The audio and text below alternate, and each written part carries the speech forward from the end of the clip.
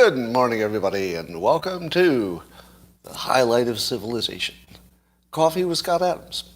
There's really nothing better in the world, and if anybody tells you there is, well, they're lying, and you should distance yourself from them immediately. How would you like to take it up to a new level of awareness? I call it the caffeine level, and all you need is a cup or a mug or a glass, a tankard, chalice, a stein, a canteen, jug or flask, a vessel of any kind. Fill it with your favorite liquid. I like coffee. And join me now for the unparalleled pleasure, the dopamine hit of the day. The thing makes everything better. Everything. It's called the simultaneous sip. And watch it set your corpuscles on fire. In a good way. In a good way. Go. Oh, so good. That's so good. Well, today we can play our normal guessing game on top of the content that you're about to hear. The guessing game is, how high is Scott right now? So you can deal with that on your own while I talk about the news. All right, talk among yourselves. Number one, why is Twitter slandering me? And by that, I don't mean people on Twitter. I mean Twitter, the company. I actually got slandered by Twitter today. Now, I think it's just an automatic program. But what happens is I block the guy for mischaracterizing my opinion in public. That's my first blocking criteria. If you scream that my opinion is something crazy that is not my opinion, and then you criticize me, I'm not going to stop to correct you in your wrong thinking.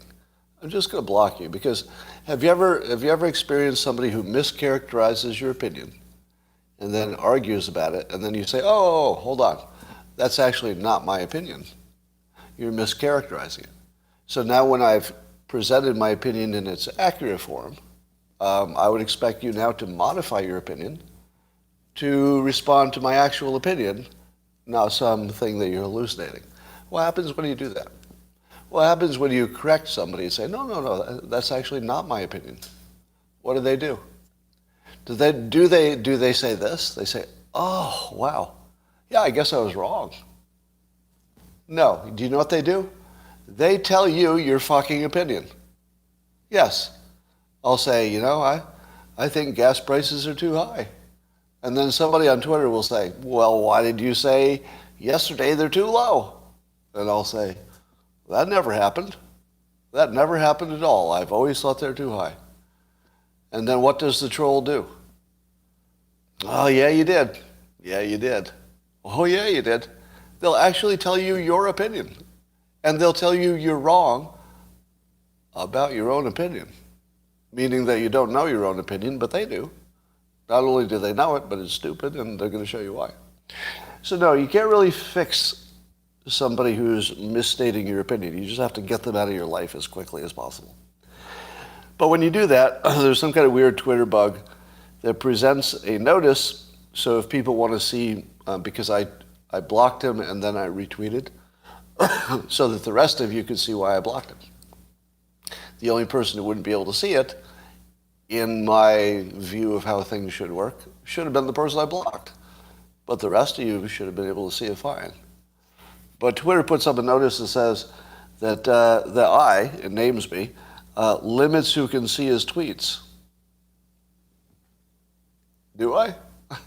Do I limit who can see my tweets? I mean, other than blocking, which of course is built into the system. I'm not really limiting who can see my tweets. But the notice goes up there, and doesn't that make me look like an asshole?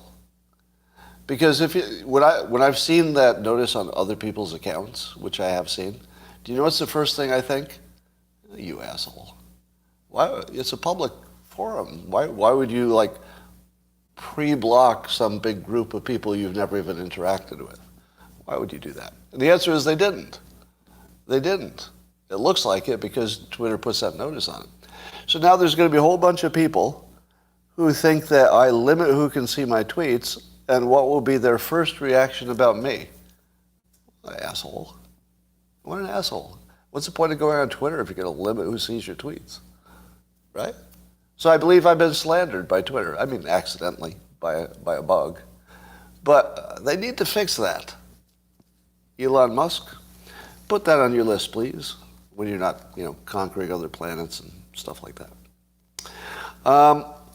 Sometimes there's a story in the news that's so perfect and delicious that you just want to read it twice. So I might just repeat myself because sometimes it's just too delicious. You have to say it twice. And the story is about Green Day, the band. The front man named Billy Joe Armstrong, and he told fans at a concert that because of the Roe v. Wade decision, he's going to renounce his American citizenship and move, I guess. Now, here's the part that people pointed out, and the Babylon Bee was the first one to make this observation, which is great, by the way. You should follow the Babylon Bee. If they were on Twitter, you could do it. But they're still on Instagram, I guess. And here's what's beautiful. Green Day is famous for one song more than others, and that song is American Idiot. It's about how Americans basically were idiots and, don't understand what's going on. Now, here's my problem. If you wrote the song, and you're famous for writing the song American Idiot, and you find that your situation here in the United States is no longer bearable, which part should you change? The American part or the idiot part? Well, he's decided to change the American part. If you don't want to be an American idiot, change the American part. Be a Canadian idiot, I guess. And so, obviously that's not a characterization of his thinking, but it is pretty funny. It is pretty funny. And it reminded me of a joke that I saw again. All right. So this is a little inside tip on humor writing. You probably didn't know this. There are only 100 jokes. Maybe fewer, I don't know. But there are no more than 100 jokes ever. Everything is just a repeat of the same 100 jokes, or fewer. It might be a few dozen jokes, actually. But all you do is you change the names and the situations. So this American Idiot joke is where the reason this works, where I joke, well, if your problem is you're an American idiot, why did you change the American part, right? Because the joke is that there are two things that are possible, but your attention was driven to one of them. That's how the joke works. So that's one of the joke forms. All right, now here's Norm Macdonald's joke. I want to see if you can find that it's part of that joke class, all right? I may have ruined it by tipping you off about how it works. So Norm tells this joke, or he told it on Conan O'Brien. He said, my wife, she went in a coma. Now, I assume that wasn't true, just a story. But Norm goes, yeah, my wife was in a coma. Doctors couldn't figure out what to do, but they had a theory. Doctor comes to me, he says, I think there might be some amount of stimulation that would maybe take her out of the coma. And doctor says, I think you should try oral sex. And Norm says, oral sex? He goes, yeah, I might take her out of the coma. So Norm says, all right. So Norm, goes in the room with his wife who's in a coma, comes out a few minutes later and he says, doctor, I tried. I don't think it's working. She's choking.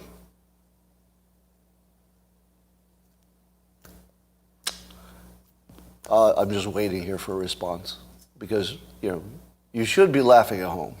You should be laughing at home. That's what should be happening. Now, you see it's the same joke because your mind is automatically taken to the more obvious that he would be performing it. But the joke is that he didn't take the obvious. He took the non-obvious solution. Same with American Idiot. The joke is, well, if you're an idiot, change the American part. It's making you not see where the joke is going until that last moment. That's what makes it work. All right. There was a study that was reproduced, which I guess is noteworthy because studies are often not reproducible. But it was apparently there was a landmark psychology experiment from years ago, which they've now reproduced, and they got the same result, so maybe it was valid. And it was that you could easily induce people to believe that when they were young, they once got lost in a shopping mall as a child. So I think what they do is they have them talk about it or write about it or basically deal with the issue of being lost in a shopping mall. And simply making people sort of deal with the topic causes 25% of them to have a false memory that they themselves were lost in a shopping mall. Now, do you believe it's that easy? Do you believe that you could give 25% of the public a false memory just by having them interact on a topic? If you were a hypnotist, you would. If you're a hypnotist, you'd say, yeah, that's just sort of normal business, right? If you're not a hypnotist, it probably blows your mind. It's like, what? Okay, you're getting ahead of me. Yeah, a hypnotist could probably give you 100% false memories. Yeah, not 100%, but it'd be closer to 100%. Yeah, a hypnotist can give you all the false memories you want. You want some false memories? I can give you some. I mean, I literally have that skill. I could give you a false memory. Is that weird? To know that I have that ability, I can give you a false memory, like intentionally. Yeah, I could do that. In fact, I've done it. I've actually done it extensively, intentionally given people false memories. Yep, I've done that. It was in the context of hypnosis when I was reverting somebody to their prior life. Prior lives aren't real, but they remembered them. Thanks to me. Thanks to me, I caused them a bunch of false memories about lives they never led. So yeah, it's real easy to give somebody a false memory. But I was interested in the percentage of people who were easily triggered into the false memory. It was exactly 25. So 25% of people have such little control over their own mind that they can be triggered into believing something isn't true just by talking about it. Just by talking about it. That's all it takes. 25%. 25%. Oh, it's exactly a quarter. 25%. That's an inside joke for those of you who do. All right, Rasmussen has a poll, says 52% of people who answered the poll in America are pro-choice. Is that about what you thought? I'm not sure I knew what the number was. I thought it was roughly kind of even. But did you know 52% are pro-choice? There's slightly more people who would are opposed to the Roe v. Wade decision, I guess. Somebody says people think it's bigger. Well, and then further, Rasmussen poll says if 50% of those polled approve of the Supreme Court decision. So that sounds about right, right? Half of the people are pro-choice. That means half of the people are the opposite. And so half of the people agreed with the Supreme Court. So it's good to know what those numbers are. Now, have you been somewhat puzzled by the fact that I'm not, I'm not trying to persuade you which is the right way to go on abortion?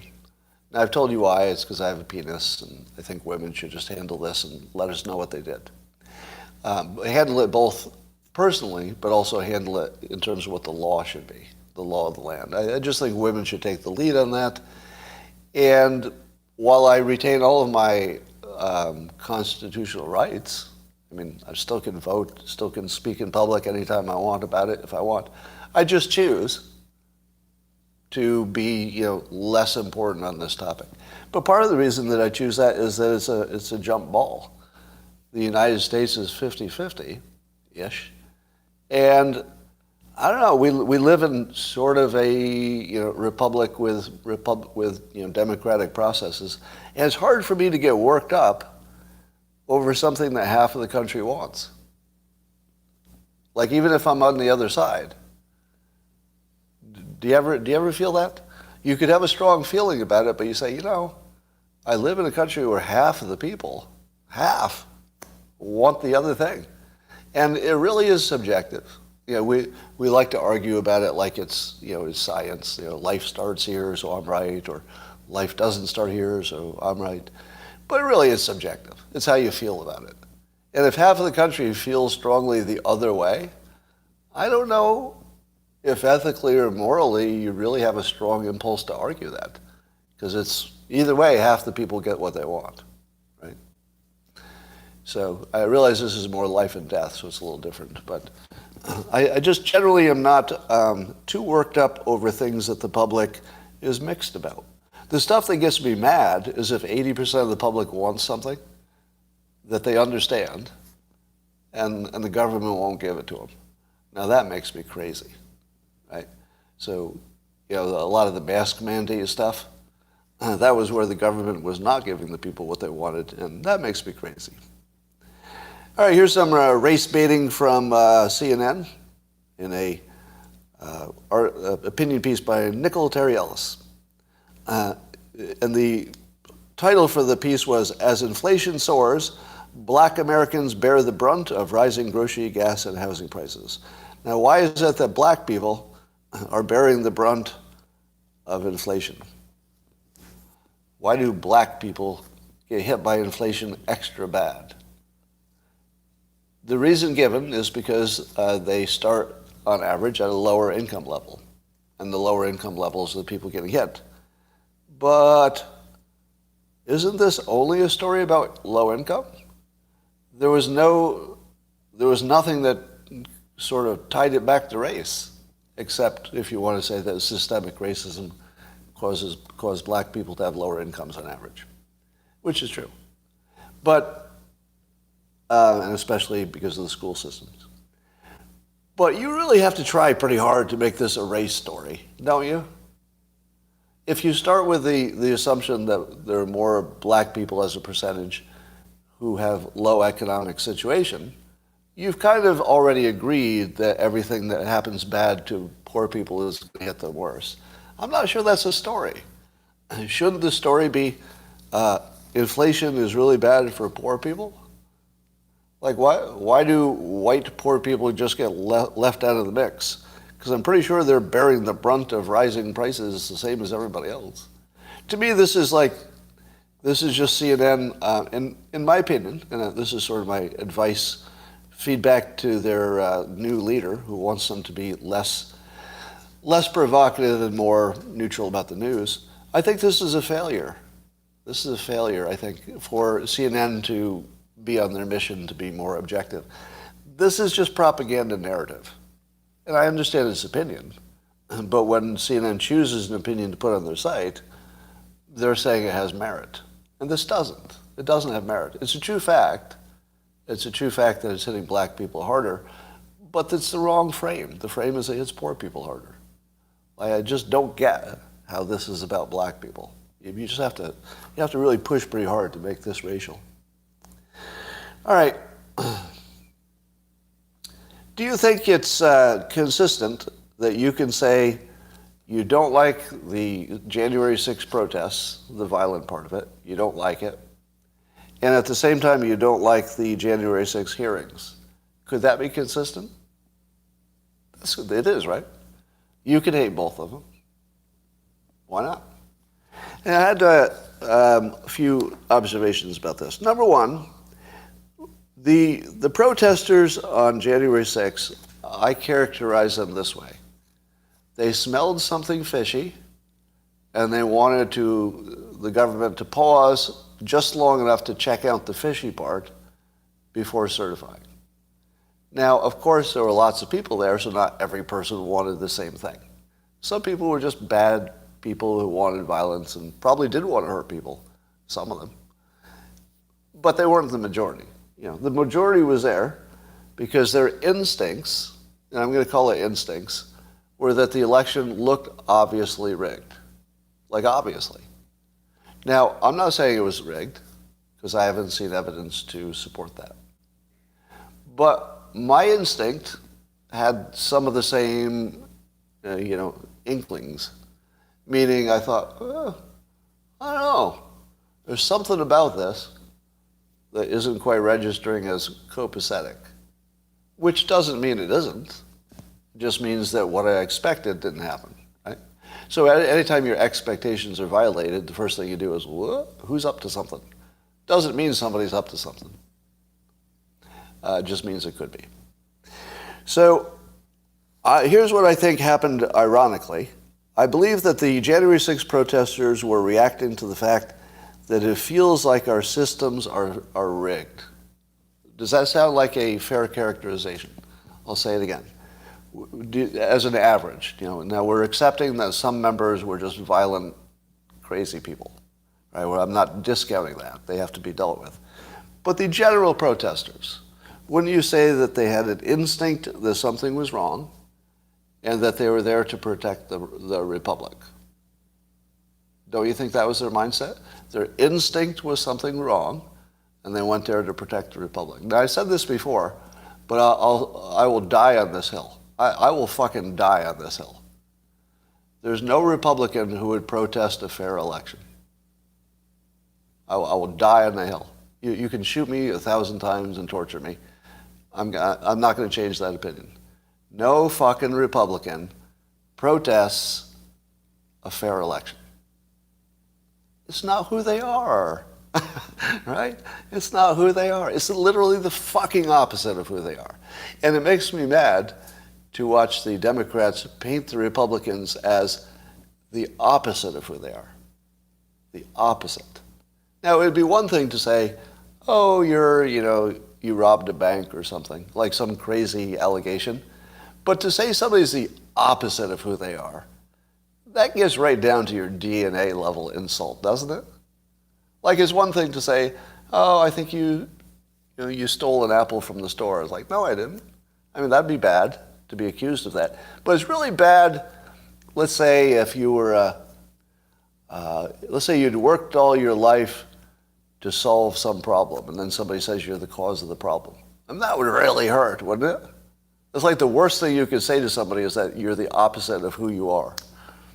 Right? So, why did the trans community get all worked up when people mischaracterize them? Because when you're talking about mischaracterizing somebody's, gender, I don't know, what words you want to put on it, you're talking about their basic being, right? So do you understand why the trans community is, let's say, famously reactive if they get mocked or in any way disrespected? You can see it, right?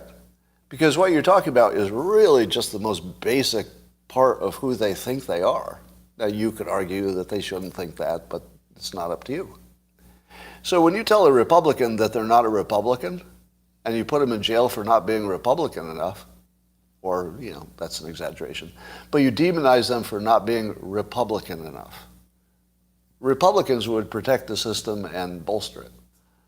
That's what they were trying to do. And they got characterized as people destroying the system they were trying to protect. That's like psychological, I don't know, it's almost like a psychological crime to define somebody as the opposite of who they are, just like trans, right? I usually don't like analogies, but I just fell in love with this one as I was doing it. You can understand why the trans community is so active. Don't doubt, and by the way, I'm not saying who's right or wrong. I'm just saying that if you're trans, it's your fucking decision who you are. It's your decision, right? It's your decision. And yes, we on the sidelines can say, I think you made the wrong decision. Because everybody gets an opinion, right? But it's not my decision. It's their decision. And let me divert for a while. I've seen some critics say that, especially with children making decisions early on, that they're making the wrong decisions and it's destroying their lives. I would agree that there must be cases where people made the wrong decision. Everybody on the same page? There must be. There must be cases where people made the wrong decision. And wouldn't we, as good people, wish that that had not happened? Probably. And also, wouldn't we, as good people, if we saw it developing, wouldn't we want to nip it in the bud so that somebody doesn't hurt themselves unnecessarily? Of course we would, because we're good people. Unfortunately, that whole thing about us being good people isn't the ruling ethical, moral principle in this country. The higher principle is, it's not up to you. It's not up to you. That's the higher principle. And I appreciate that higher principle. And I'm going to give you some extra context. Forget about the trans stuff. Every kid is making decisions that are destroying their lives. They're all doing it. And the adults too. And to identify the trans community as like the special ones making bad decisions, to me that doesn't feel right. Because what I see is everybody making bad decisions all the time. All the time. Every time some kid, does drugs, anytime some parent, manages wrong, there are just tons and tons of entirely life-destroying decisions that people are making. Let me give you an example. There was once a young person who was trying to decide whether to take French or Spanish in school. I said, well, one of them is really, really useful, Spanish. One of them is a complete waste of time, French. What did the young person choose? French. And did the young person regret it greatly later? Yes, because Spanish would have been really useful. French, complete waste of time.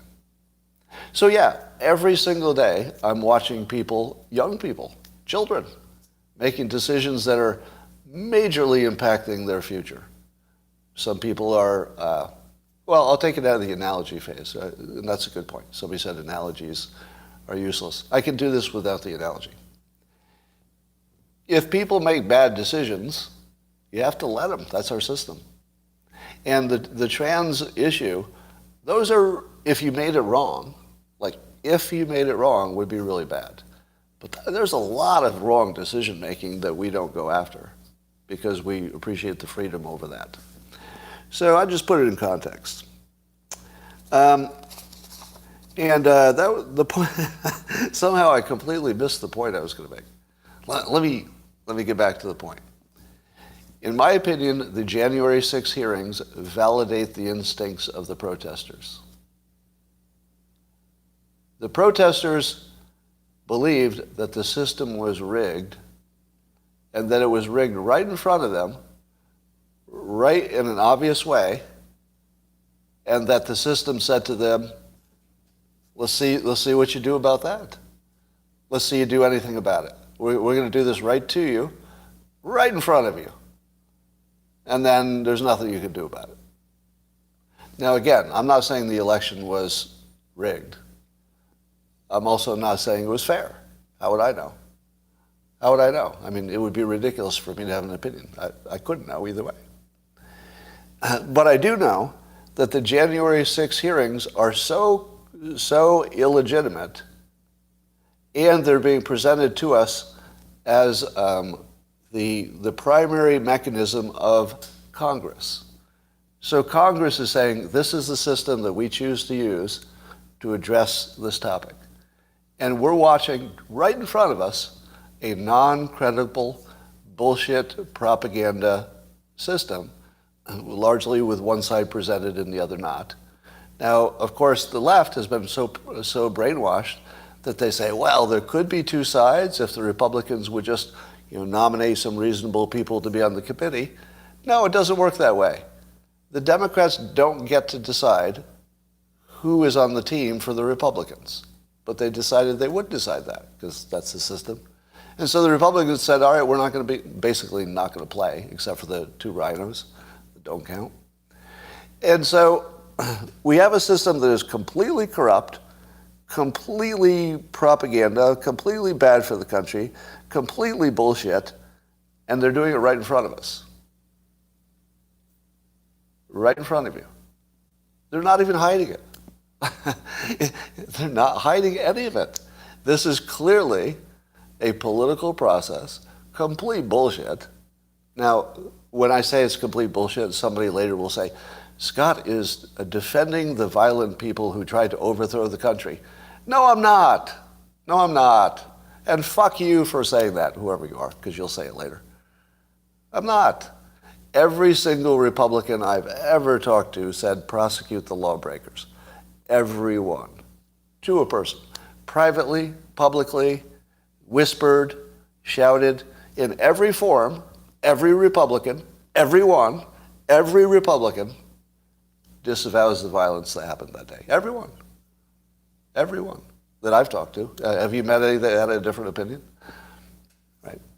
So to me, the January 6 hearings have proven that the protesters have good instincts, that they can identify a corrupt process and call it out, because the corrupt processes are no longer hidden from our senses. They do it right in front of us now. And so the January 6 people thought, well, here's another example.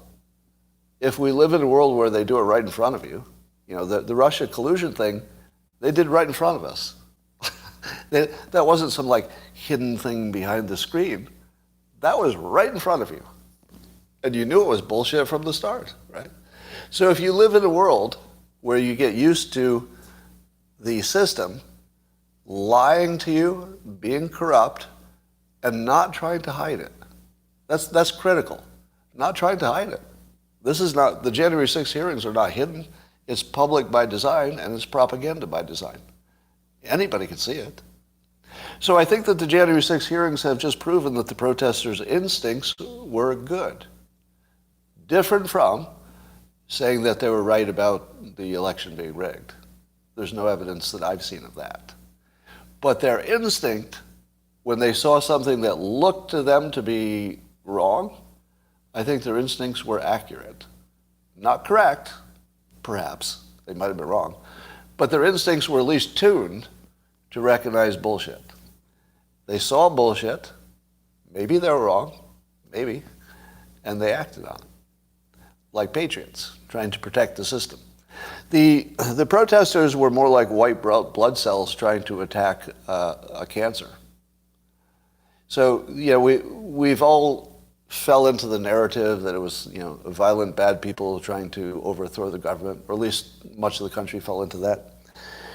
But I think it would be more accurate to say it was more like white blood cells recognized some cancer, and they just surrounded it.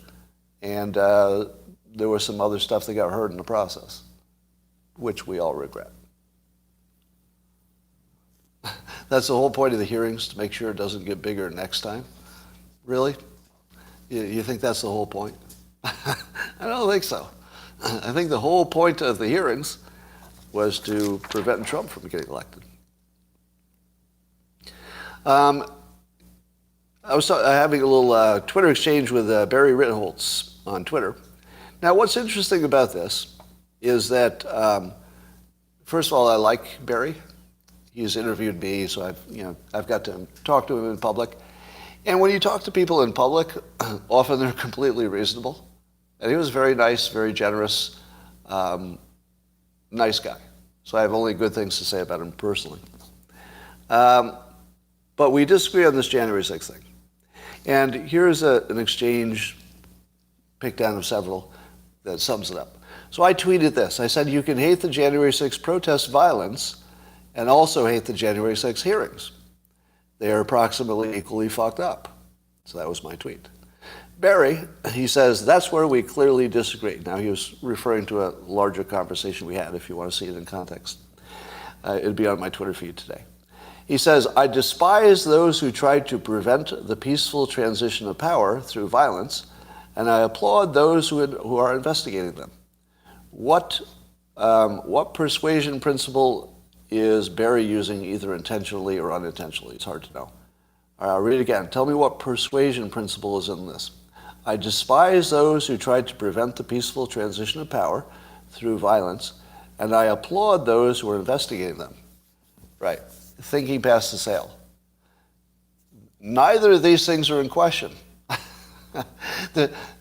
There's no Republican who's questioning whether violent criminals should be investigated and prosecuted. Nobody. There's no conversation about that.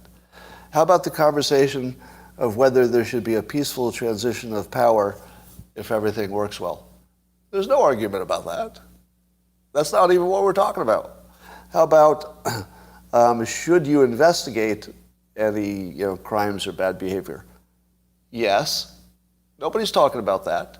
So Barry wants you to think that he's trying to make you think past the sale. And again, I don't know if it's intentional or not.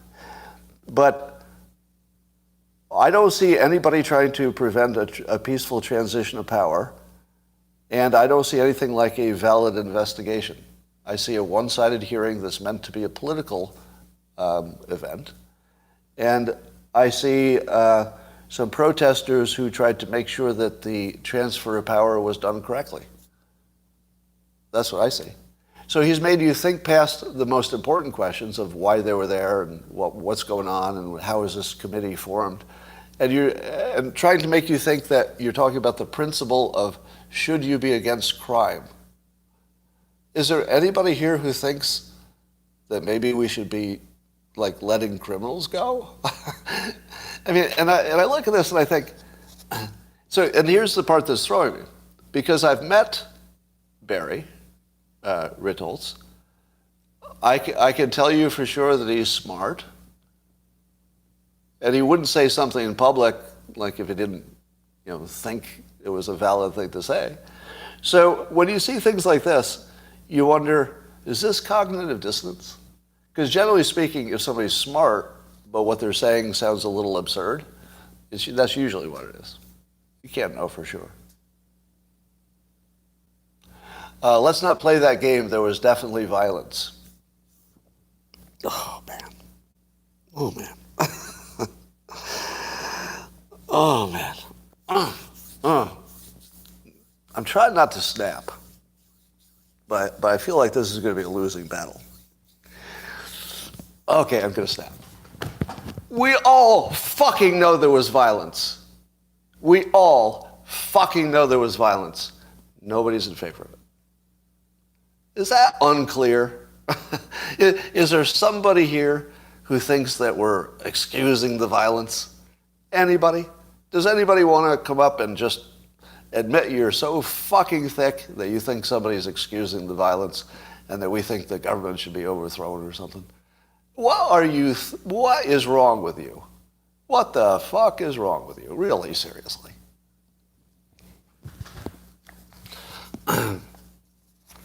How's the side game going? Have you decided how high I am today? What's the over-under on that?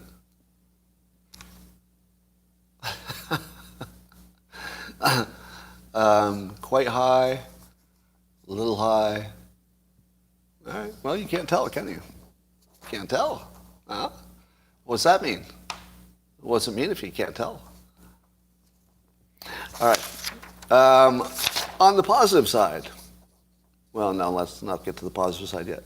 So Hillary Clinton says that she's talking about Justice Thomas, and she says, I went to law school with Justice Thomas. He's been a person of grievance for as long as I have known him. Resentment, grievance, anger, blah, blah, blah. And I thought to myself, and, somebody said this on Twitter that I retweeted, that if you don't understand what narcissistic projection is, you don't understand the last several years. And narcissistic projection is something that you almost can't understand until it happens to you. Has anybody had it happen to them? Where there was a narcissist who had accused them of a weird crime that you had never done, but they had. So I'm seeing lots of yeses. Now, it does seem to me, and I'd love to see if there's any kind of actual, because I'll bet there is. I'll bet that you could actually find some science to show that at least the most progressive, crazy parts of the left are narcissists. What do you think? Because Hillary clearly is. I'm no expert, so I can't give her a diagnosis. But I would say that the things you would look for in a narcissist would be that you're doing things and then blaming other people for those things. And she does that. So, we can at least observe directly that some of the qualities of a narcissist she's presenting. And if you don't understand that, I don't think you understand anything about the last several years. Now let me give a compliment today. There's a ProPublica, is a, would you call it an online magazine or a publication? They took a whole bunch of videos, somehow they got access, there was a programmer who had stored a bunch of videos from the Parler social media system before they were deleted. And he put them together in the best interface I've ever seen for the news.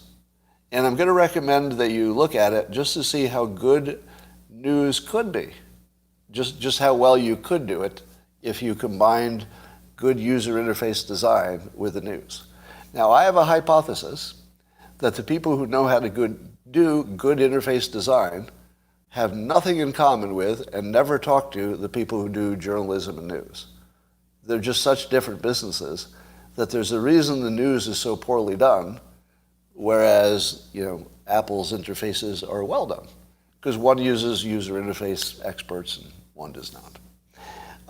But here's what they did. They took all the videos from the January 6th protests, they put them in chronological order, and then there's a timeline where you can move the timeline and you can see what video and where it was. You can see which part of the Capitol they were, and you can see what the energy was and who was saying what. Now, part of that shows that Alex Jones and Ali Alexander were quite aggressively trying to get people to not go into the dangerous place and not do anything violent. It's on video. There's Alex Jones, and there's Ali Alexander strongly encouraging people not to do anything bad. Interesting. So congratulations to ProPublica for doing the best job I've seen so far of combining a user interface with the news. Now, here's my big idea. Do you want to totally control the world? Let me tell you how. Build a better user interface that can work as a dashboard for the news, and then you'll run the world. So here's what the dashboard would look like. So it's one page, and let's say the top important economic and political topics are in like blocks. So every day you come on and it's the same blocks. So the front page is always the same. The only difference is that if there's an update on that area of the world, let's say the economy, you see a little indicator there that there are 6 news stories. So you click on them, and there'd be, at the top level, you'd see some kind of a graph. So it might show inflation is going up, or it might show coronavirus going down or up or whatever. So basically, the front view of everything would be the long-term trend. And then if there's an indication, you click on it and you say, oh, there's an update here. But here's the important part. Show both sides. So your article should show to the best pro and the best con. Not to every article in the world, but just to the best one pro and the best one con. And then also have some kind of a mechanism where people commenting on those 2 articles, you could promote the best comments because the commenters themselves would promote the argument that they think agrees with them but is best expressed. So you could have a system that bubbles up the best comments for both sides, for and against. Now, Twitter kind of almost does that because you can like a comment, but you'd still have to go look for it, right? Am I right? To find out who got the most likes on a comment, you sort of have to go look for it. But that should go to the top. The one that people say, and maybe it's a different button. Instead of like, maybe the button is best argument. How about that? Instead of like, it's just a best argument button. So if it agrees with you, you say, yeah, that's the best argument, boom. And then yours goes up and it matches the other best argument on the other side. Now, if you built that interface, you would basically run the world because you could subtly bias it any way you wanted. And as long as people liked it, they would keep using it. All right. But you'd have to do a real good job on the interface. That's the key. Did you notice that on any of the videos of the January 6th protesters, did you notice what they were chanting? Did you hear the chants? They were chanting, USA, USA, USA. Do you know what they weren't chanting? Trump, Trump, Trump. Again, this is something that the January 6th hearings have, kicked up to my attention through the related conversations about it. But if you're going to a protest and you're saying USA, isn't that sort of a tip-off that you're there for the United States? You're not there to overthrow the country? Do people who overthrow countries chant the name of the country when they're doing it? That feels like a non-intuitive thing to do. If you hate your country so much you're literally risking your life to overthrow it, I don't think you're chanting its name. I think that's the point where you're thinking, I think we ought to change the damn name after we overthrow it, because I hate this place. But they were chanting the name of the country. Now, I've said for the longest time that the vast majority of the protesters were there to save the republic, not to destroy it. And they thought it was at risk. They thought the election was rigged. May have been wrong. I don't know. How would I know? But they thought so. And I think it was an honest belief based on their instincts, which actually have been shown to be pretty good. Because the protesters didn't believe that a system run by the government was credible. And then the government proved they were right by putting together another system, the January 6 hearings, which are completely non-credible because they're one-sided. So you can't tell people that they're wrong about their instincts and then prove their instincts are right in front of them. Or can you? Apparently you can. You can do bad things right in front of people now, like Hunter's laptop. So the news that you can see in some places, but is not being carried by the major news, is that Joe Biden had said he didn't know about Hunter Biden's dealings with China. And now there's an audio recording showing that he definitely knew about the dealings with China. Biggest story in the country. Not being reported. And if you're a Republican, you're watching this right in front of you. Nothing's being hidden. You're looking at the news as sort of right-leaning. You're saying, wait a minute, I'm listening to Hunter Biden talk. Like, I'm hearing it with my own eyes. There's no doubt about what's happening here. It's very clear that Hunter and his father talked about his Chinese business. You can tell by the recording. And yet, you're watching as 90% of the news is pretending it didn't happen. So, do you think the January 6th protesters' instincts that the system would do something obviously corrupt right in front of them and just act like they hadn't? Nope. No. The protesters had the correct instinct. Doesn't mean they were right, but their instinct that wherever weasels are in charge, you get a weasel outcome, has never been wrong in the history of the whole fucking world. Let me say that again. In every case where weasels are in charge of building a system, whatever the system is, could be the hearings, could be anything. Wherever weasels are in charge, the system will be corrupted. So, do you think that the Republican protesters accurately understood that weasels were in charge of the elections in various states? Yes, they did. They did understand that. And so their instinct that wherever there are weasels, there's trouble was right on. The only thing we don't know is how much, right? I've not seen any evidence that there was enough trouble, to change the election result. Not personally. Doesn't mean it isn't there. By the way, just an update on 2,000 Mules. Can you give me a fact check on this? Somebody tweeted today that, why am I blanking? So Ben Shapiro was one. What is the name of the famous right-wing blonde pundit who writes best-selling books? Ann Coulter, I'm sorry. Just weird blanking on the name. So is it true that both Ann Coulter and Ben Shapiro have called bullshit on 2,000 Mules? Can somebody give me a fact check on that? Yes? Shapiro did? Okay, I saw Ann Coulter do it. So then that's a yes. All right. So what do you make of that? For those of you who are believers in, this is actually really interesting. I'm going to divert here for a minute. What do you do if you're a Republican, you're a conservative, and you saw that two of the smartest people on your team, who are pretty much always on your team, two of the smartest people on your team disagree with you about the credibility of the allegations in 2,000 Mules? What do you make of that?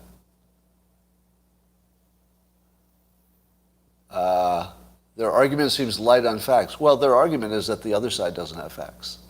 So they don't need facts. They just need to say the other facts are not bad. They don't need facts. Yes, their opinions on Trump. Yeah, we know that everybody has different opinions on Trump. I think that's baked in. You don't trust them. But let's dig into that a little bit, all right? So in theory, this should trigger cognitive dissonance in a lot of people, in theory, because it's the right setup. Because you would have to understand why you believe that the film is convincing. You'd have to hold that in your head. At the same time, two of the smartest people who have looked at it and really thought about it are saying, no, there's nothing there. How do you explain that? Now, I saw somebody say that you can't trust them, meaning that maybe they believe it's real, but for reasons that I don't understand, they would lie about it in public. Do either of them have a history of lying in public that I don't know about? You know, let me give Ben Shapiro a compliment, if I may. Has anybody has he ever been even accused of lying? That's a serious question, because I don't know. I mean, that would be kind of rare, wouldn't it? Obviously accused of having opinions people don't like. But I don't believe anybody's ever accused Ben Shapiro of lying. I mean, it seems like that would be about as deeply against his worldview of morality and ethics as anything could possibly be.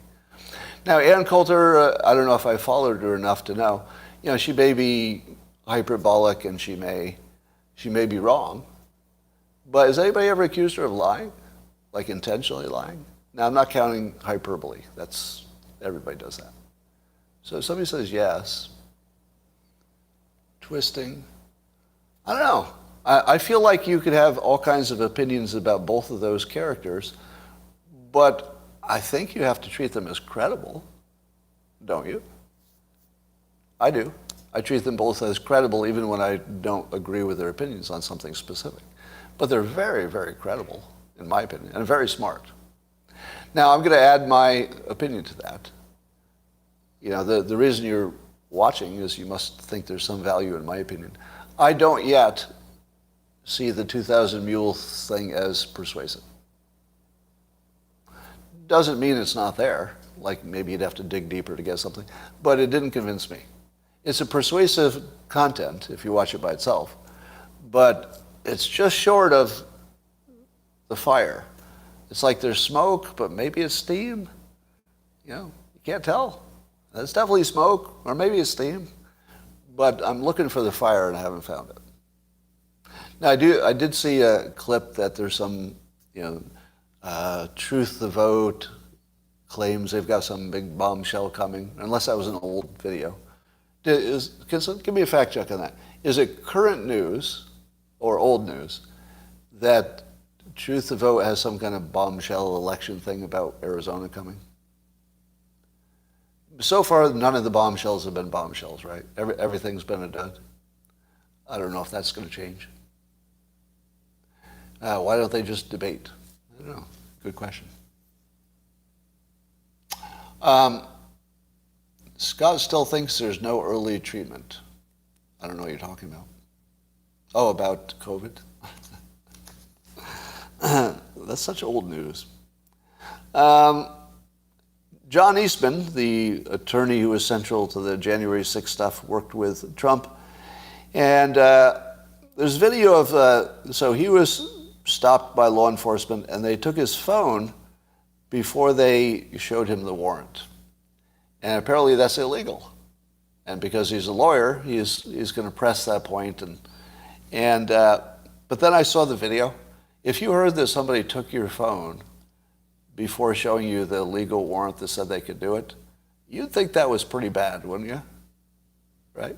So when I heard that, I thought, oh, shoot, that's like really bad. Especially for, you're gonna take a lawyer's property and not show a warrant? Like, that's got to be trouble. And then I saw the video.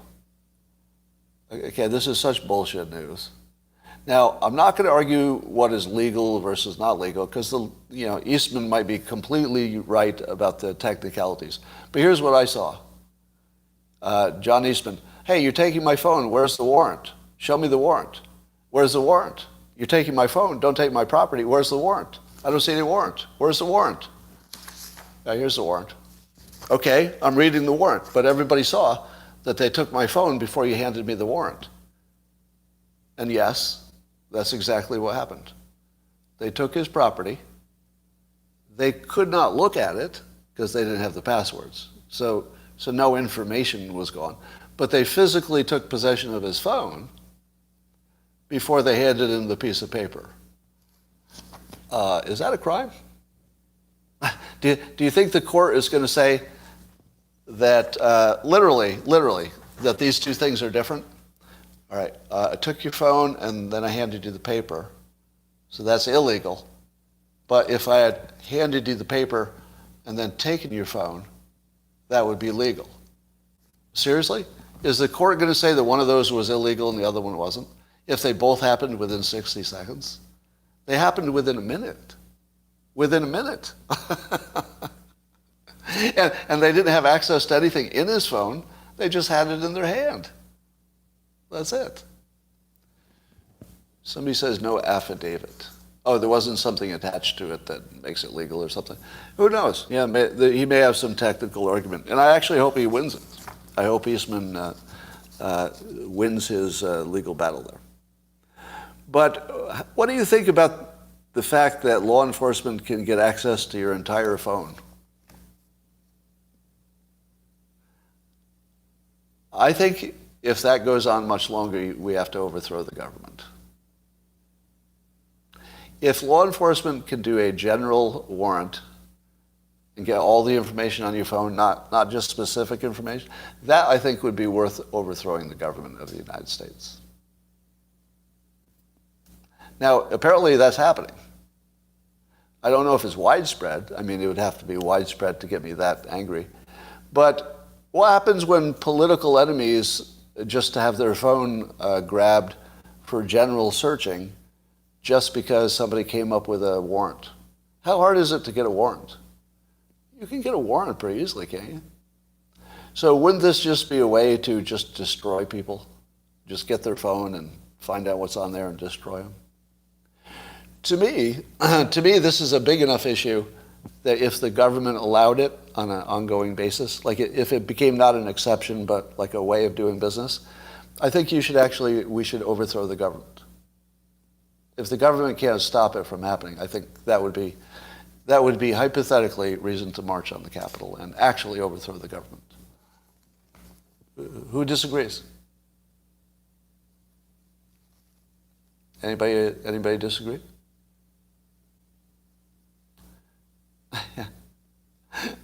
I think I saw one person disagreed. Somebody says, I'm afraid this will get you canceled. No, it's not. You don't get canceled for hypotheticals. You can't get canceled for a hypothetical. If I called for a violent insurrection, that would be something they could cancel before. But I'm not. I'm saying that there is a condition upon which a revolution would make sense, and that they are teasing us that this condition is going to become our norm. And maybe it is. But that's one you would die on that hill. Tell me about your other illegal activities. Have I ever bought any fertilizer? Oh, I got truckloads. No, not kidding. I'm just kidding. All right. Well, here's another comment about the January 6th trial. I tweeted that so far you've only seen the Muggles version. And that's the part that will be our history. Let me just say this. I've been observing the big stories in politics, both the way you have publicly, but also I've had sort of special access to a lot of stories, behind the curtain. And there's one thing that you could say about every story behind the curtain. It's different. It's different, like really different. The stories that you hear about everything are leaving out such important stuff. And if you're behind the curtain, you often can hear that stuff and oh, okay, that story is completely different than the way the public understands it. Now, I first understood this when I saw stories about myself. I'd read stories about me, and I would know they were fake. But you think the other ones are true. So, yes, the January 6th thing, I can guarantee you that whatever comes out of it, whatever narrative becomes the official one, whatever becomes our history, it won't be true. I guarantee it. Just like every other story. The political stories are never true, because they always leave out, well, the whole point of this was a billionaire was mad at another billionaire because the guy stole his girlfriend. Like, a lot of the stories have that kind of, I made that one up, that's not real. But a lot of them are, a billionaire was mad at another billionaire. and you never get that part reported. But then that billionaire funded somebody who funded something that caused the thing that you saw. Yeah, the real root cause of most things will never be known. But if you see them, you're like, oh God, this January 6th thing has written all over it in really bright letters, you'll never know the real story. You'll never know. There's no investigation that'll tell you that, because the investigation will turn into a narrative. Nobody really has the incentive to tell you the truth about any of this stuff, so you won't see it. So you're getting the Muggles version. That's a Harry Potter reference. So here's some interesting news. So there's a Mark Meadows' aide who's going to testify, I guess, or maybe she did. And CNN reported that during one of her interviews, so that she's already done interviews, she said that Trump had suggested to Meadows that he approved of the Hang Mike Pence chant. Suggested. What do you think were the actual words that happened and the actual true events that caused this observer, who was not part of it, to say that Trump had suggested that Hang Mike Pence was an okay chant from his point of view? That word suggested is a tip-off. Suggested means he didn't say it. Do you know what she would have said if she heard Trump say, I like that they're saying Hang Mike Pence? She would have said, he said he liked it. But instead, she said, Trump had suggested to Meadows that he approved. Suggested that he approved. How about just saying, I like this? It sounds like an interpretation, doesn't it? Yeah, it's a little weaselly. But let's see if there's any more weaseling here. Oh, yeah.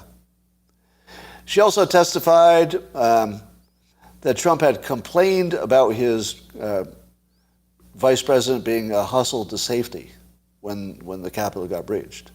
Complained? Do you really think he complained that Mike Pence was protected? Do you think that's real? Do you really think he did that? Now, I'm sure he was thinking something more complicated than Mike Pence being protected or not. Like, I'm sure, yeah, it could have been sarcasm, it could have been hyperbole, it could have been anything. So he complained, but what were his words? If you don't know what his words were, you're looking at somebody's interpretation. If somebody says you complained, does that mean you complained? No, it means they said you complained. If somebody says you suggested something, does that mean you said it? Maybe not. So this is just a bullshit written all over it. There's a new study about marijuana risks, that marijuana users, recreational marijuana users, have more emergency room visits. What do you think of that? True or not? Marijuana users have more emergency room visits for recreational activities. Well, are there any other activities which would cause more emergency room visits? Let's think of anything else that would cause more emergency room visits. Sports, dirt bikes, yeah, taking your medicines but maybe doing it wrong. Pretty much every activity, drinking, yeah, pretty much every activity that we do for fun increases the risk that you'll end up in the emergency room. Doesn't it? So wouldn't you expect that marijuana users, like any other activity, would have more visits to the emergency room? Do you know what is a great thing to do when you're high? Go do an activity. So there are people who wouldn't do the activity if they weren't high in the first place. You know what I mean? You'd have to be a smoker to actually understand that. There's some things you just wouldn't do. You're just like, I'm happy sitting here, I'll take a walk. But then you smoke some marijuana and you're like, I think I can play tennis even though I've never had a lesson. And you go out there and you sprain an ankle because you're not a tennis player. So, but you had fun, right? So I've got a feeling that this is, well, let me go through this for the other tells that you shouldn't believe it. Here's another tell. Who paid for the study? Who funded the study? If it's a marijuana is bad for you outcome of a study, who do you think funded it? Probably the alcohol industry. Probably. I don't know. But if it doesn't state who funded it, why would you believe it? You shouldn't believe anything if you don't know who paid for it, period. Let's say, apparently there's some kind of like intestinal problems some people get from it that all my life I've never heard of. Let's say I've smoked marijuana for 50 years. And I've never heard of anybody going to the emergency room with a marijuana stomach ache. Have you? Well, apparently this is a thing. I don't know. Never heard of it. So, but that's a problem.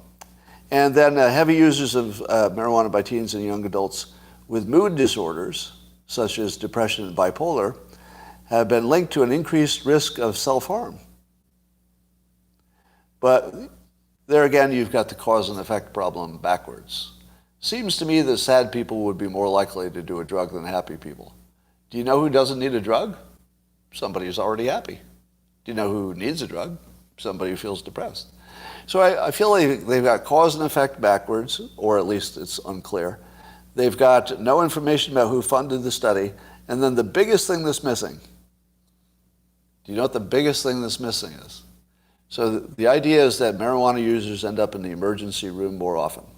What's missing, like really, really missing from the analysis? Mortality rates. Kind of obviously missing, isn't it? Because if people who smoke marijuana were more likely to die, then you probably, at least once you've corrected for other comorbidities and stuff, well, that would tell you something, wouldn't it? But what if the mortality rate of marijuana users, even heavy users, is exactly the same as the mortality rate for everybody else? What if that's true? Wouldn't you want to know that? Because that would say that even though there might be emergency room visits, on the whole, people are getting something out of it. There's a risk, but it's like everything else. But suppose the mortality rate of marijuana smokers was much higher. Well, that would be important to put in this story, wouldn't it? Because that would support everything the story says. Why is it missing from the story? There was a study on mortality rates, so they could have referenced it. Don't you think a story about the risks of marijuana should reference the one study that was ever done about mortality rate of chronic smokers of marijuana? That's the most important thing. It's not there. Do you know why it's not there? Because the mortality rate of chronic marijuana smokers and everybody else is the same. The one study that looked at it. How about the lung capacity of chronic marijuana smokers versus people who've never smoked anything? Well, there was one study on that, and it says that the chronic marijuana smokers had better lung capacity. Why don't they mention that? Why don't they mention that marijuana effectively treats depression? So if you have fewer people who are depressed, that's almost like saving their lives. I mean, it's hardly any difference, except technically. If somebody is depressed and can't figure a way out of it, and you fix it, you've saved their life. I mean, not technically, but basically, you saved their life. So how many people had their life saved by marijuana? And that's not really like other recreation, right? How many people had their life saved by riding bicycles? Maybe somebody, I don't know. But it's not really a thing. But probably a lot of people had their lives actually saved by marijuana. People are saying mine. I'm going to add myself to the list. I would have committed suicide in my youth without marijuana. It was actually my plan because I was, desperately in pain, in massive pain every single day of my early life. So from my earliest memory to about the age of 18, I had a massive intestinal stomach problems every day. I was in shrieking pain every day of my life. And I was planning to just kill myself because I didn't know a way out. But I discovered marijuana in college, first day of college actually, and it solved it completely. Just solved it. Completely the biggest problem I'd ever had in my life. Just went away. Never came back. Did you ever discover the cause of the pain? Probably meat and grease and bad diet. Something like that. I mean, there were some compounding things that I won't get into. But, and then later when I changed my diet, then I didn't need marijuana. So when I went to a vegetarian and then pescatarian diet, I don't get any stomach aches. Does it come back if you don't smoke? No, it doesn't. That's what I was just saying. That I changed my diet. So what my actual problem was my diet, but I didn't know it at the time. So I didn't have a solution because I was eating the same food everybody else was eating. I just had no reason to think that it was bad for me and not bad for other people. Bad bacteria in your gut? I don't know, maybe. So many problems with that study. There's a article in Fatherly, that's a publication, and it said that in general, being an American male is hazardous to your health. The men in the USA die an average of 5 years before women do. And I guess men in other countries do better. Life expectancy. So here's an article that men are dying from a whole bunch of stuff. A lot of it is lifestyle. They overeat, they drink, they do dangerous things. Here's my overall comment about the life expectancy of men. Nobody cares. Nobody cares about that. Do they? I'm a man and even I don't care about it. Do you know why? Because almost everything on this list that kills men, we choose. We choose. Right? If drinking is dangerous and I choose to drink, well, what's the problem? If riding a bicycle is dangerous, as it was yesterday when I rode over some glass and popped my tires on a busy highway. I had a bad day. I had a real bad night last night. I won't get into it. But it was supposed to be a terrific night on my e-bike. It turned into a clusterfuck when I ran over some glass. Anyway, that's about me. You don't care about that. The point is that if men are making riskier choices, fully aware of the risk, if they don't care, why do you care? Why do I care? So it's sort of an interesting factoid that we're supposed to get excited about. But if men are dying faster because they do things knowingly, completely knowingly about what the risks are, well, I don't know. That's not going to be my top problem. All right. And the article in Fatherly suggested that one of the reasons that men do riskier things is because of masculine stereotypes. Men, let's speak to this, because there are women watching, and we can educate them now. Is the reason that men do riskier things because of our masculine stereotype? No. No. I can see why that would have an effect, right? I can see that a masculine stereotype might encourage you to act a certain way. There's some of that. I'm not going to discount that entirely. But far and away is our chemical composition. It's our chemical composition that makes us do risky stuff. We're literally designed for it. We're designed for risky behavior. We don't even hate it. You know, I often talk about the violent world of men, but the reason it's not like a huge topic that men walk around in a continuous state of implied violence is because we like it. We're born to it. We're designed to be in dangerous situations. We're kind of drawn to it. Not every person, right? Like everybody's different, so men are different. I'll give you all of that. You don't have to argue the specifics. But on average, we're designed to go kill shit. That's what we were built for. So if you see it happening, don't be too surprised. If you design a killer, you get a killer. Yeah, we evolved to do exactly the risky stuff. And it makes sense because there are too many men for reproduction. But if men are out there doing risky things, some of it will pay off. You start a startup, use all of your money to try to find a new medicine, but maybe sometimes you succeed. So that risky behavior is purely positive, not for the people taking the risk always, but for the rest of us.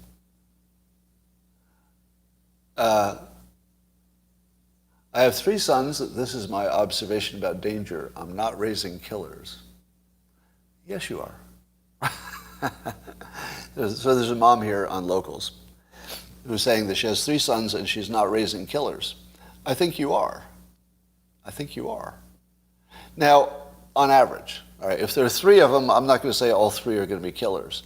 But if you think that not one of 3 sons would kill somebody if the situation called for it, I think you're probably wrong. Pretty much most men would kill somebody under the right conditions. I mean, you'd have to have a reason. But when I play through my mind killing somebody who has it coming, I never imagine it has lasting negative impact on me. Do you? Do you ever think that way? I do think if I accidentally killed somebody, like that would haunt me forever, for sure. But if somebody was like, a home invader, or, they were in the process of a violent crime and you took them out, I can't imagine that I would ever have, even lose a little sleep about that. I don't even think I'd think about it much. I think men can kill when the reason is good enough, somewhat effortlessly.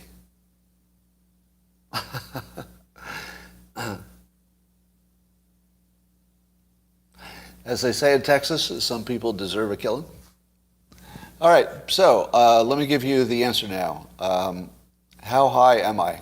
Go. In the comments, how high am I? I'm seeing very, slightly, not, 4 out of 10. You're all over the place. 7 out of 10, 3 out of 10, not. So you're all over the place. Some people say 9 out of 10. Are you ready for the answer? Not. The answer is 0. So is that interesting to you? Is it interesting that you couldn't tell? Because I've been pretty high when I've done these live streams, and unless I told you, you didn't know the difference. Or just guess right. I noticed you're talking faster. You were correct. Oh, somebody got the tell. The tell is that I talk faster. Yeah. And now that's also a sativa versus indica difference. The indica makes me talk slower, and I was quite aware of it when I accidentally did the indica. The sativa can make me a little closer to my current speed. I don't think you'd notice as much. Am I sick? No. Oh, let me ask you this. I'm not sure I don't have long COVID. I told you I didn't because I haven't had the brain fog. But the afternoons, I've experienced a type of fatigue that I've never experienced before, like a completely unnatural kind. And it's getting me pretty much every afternoon. So my mornings are still okay, although it's really hard to get my body working in the morning. It sort of aches like it never used to. But it seems to me that in the afternoon I have a kind of fatigue that I didn't have a year ago. Now, so people are saying age, and that's the obvious, hypothesis. But does it change in 1 year? And that's a pretty big change. I mean, it's really profound. And I know what fatigue feels like, right? I know what fatigue feels like. It doesn't feel like this. So whatever this is. Now, somebody's saying it's, marijuana. But remember, I'm a lifetime chronic marijuana sleeper. I'm a lifetime chronic marijuana user. So I know exactly what my energy should be like at any time of the day in every situation. And this is completely out of pattern, completely. This is so far out of pattern that I don't know if I should be hospitalized for it or go to the doctor. I'm going to wait it out. No, it's not depression, because I don't have a mental problem that's associated with it. Can you nap? Yes. But in order to get past this fatigue, I would have to nap 2 to 3 hours an afternoon, roughly. But if I do, I feel pretty good. And I've done that a few times. But it's hard. My current problem is that I itch when I lay down. I don't know how much of that is psychological, maybe all of it. As soon as I lay down to sleep, I start, my body itches. And it itches on the parts I'm laying on that I can't reach. So I have to move. So if I lay on my left side, the left side where I'm laying on, I get an incredible itch on the part I can't reach. And then I get an itch right in the middle of my back where I can't reach. Bed bugs. No, it's not bed bugs.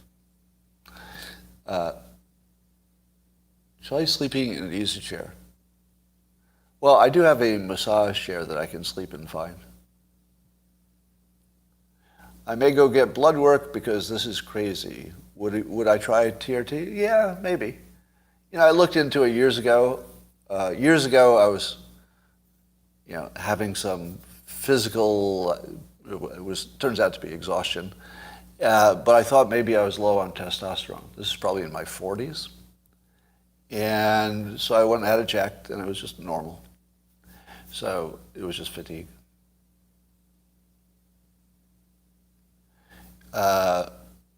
You're of a certain age, get checked. Yeah, I mean, I would assume my testosterone is lower, but it was the fatigue happened directly after the COVID, and it was never there like that before. So I don't know.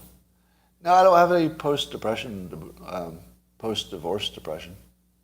Because remember, by the time you hear about something in my personal life, it's already a year old, because you don't hear it when it's fresh, right? So the divorce is in my rearview mirror. That's not affecting me right now. Am I turning into a trans? Good question. Dehydration.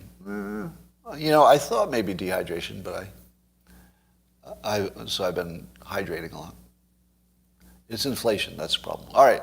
Nobody wants to talk about my problems anymore, but Dr. Drew, yeah, he had long COVID for sure. But I think I have it.